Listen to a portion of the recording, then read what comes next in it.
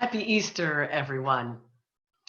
I have a few announcements that I'd like to talk to you about before we get on with our message for today. So we've got some happy birthdays going out this week. And so special happy birthday tomorrow to Paris Laper and Jadelyn Kastenschmidt. And this coming Thursday, happy birthday to Kayla Michalowski. We have from St. Stephen's a happy birthday going out to Richard Weston. And on the 13th, it's a very busy day of birthdays for Landon Dufresne, William Kenyon, and Aaron Kramer. Be sure to say happy birthday to Chris Dorsch on April 15th. And for our anniversaries, Rich and Kim Kimple have an anniversary coming up on April 18th. And over at Zion, Andrew and Rachel Nitz have an anniversary. So happy anniversary to you lovebirds. And I've also been asked to share some sad news.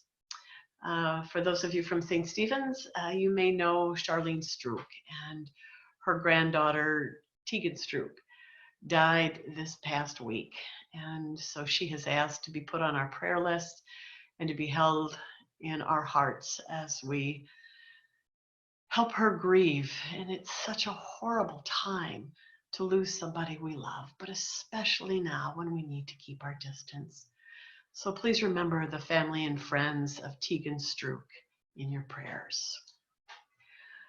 And I'd also like to remind you, the scripture lessons are a link that is posted here. And if you can take an opportunity to look at the scripture readings before you tune into the pastor's message.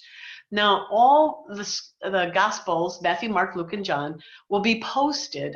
The sermon's going to be focused mostly on the Gospel of John. But if you really want to get a great overview of how each of the Gospel writers saw and wrote about what happened, I encourage you to read all 4 Gospel readings. A little bit of homework before we get on to the sermon. So I'll see you there.